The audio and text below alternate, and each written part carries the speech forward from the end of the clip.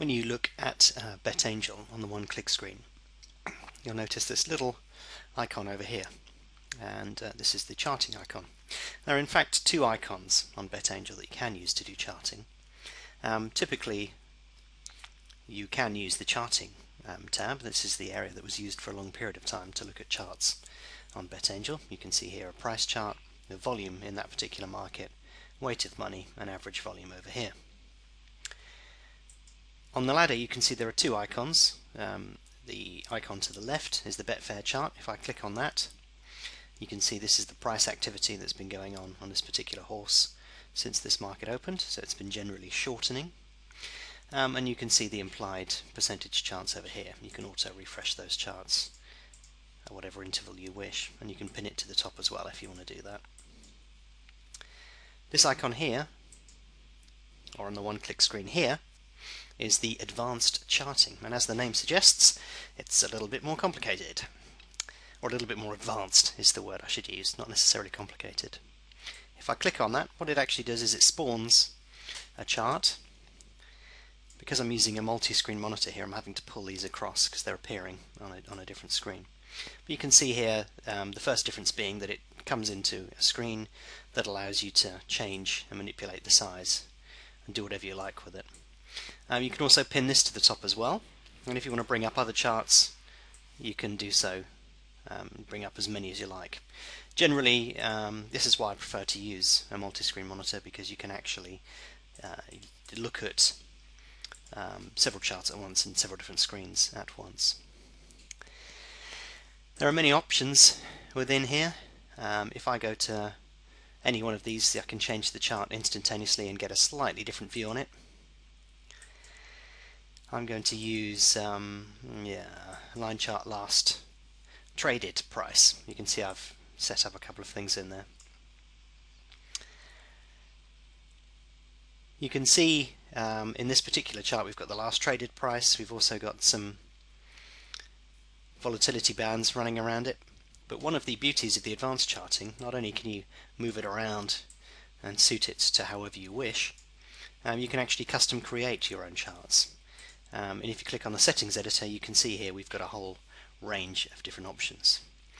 So if I click on line chart last traded price, which is what we're looking at, you can see here you can select between line, open, high, low, close, and candlesticks. You can also select the interval, whether it's 1 tick, 1 second, 1 minute, whatever you want to do from there, and you can change the width of the graph from 50 to 200, from 0 to 200 data points. If we choose a line chart, we can call this last traded price B or something, whatever you want to call it. We can put the back odds in, necessarily the lay odds, last traded price. We'll put a couple of moving averages in. No, actually we won't put some moving averages in. You can change all of these functions, and you can also change the color of each of these lines as well. And when you're happy that you have a chart that you feel comfortable with, that you want to display, just click on the save option here, and that will now appear within your pick list. If I close this now, we should be able to see this new one appear in there. Looks a bit busy, doesn't it? So again, we could go into the settings editor, go here, remove some of these additional features. It's asking us to confirm that we've changed and we want to save those. Yes, we do. And there you go. Very, very easy. You've got individual runner volume down the bottom here.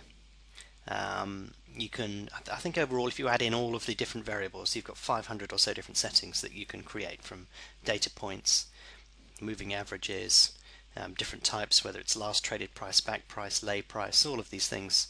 A very flexible suite of tools. But also, use your imagination a bit as well. If you want to, let's undock the ladder, pull that up here, change the rows down a little bit, 35, 33 we'll go for. Now why not pop it next to the ladder if you want, or perhaps even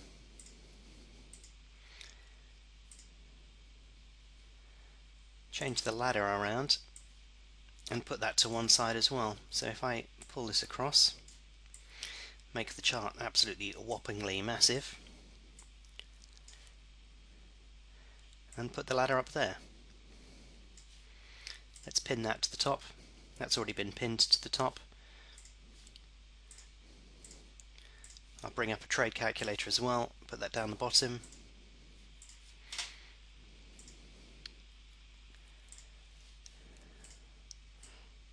Pin that to the top.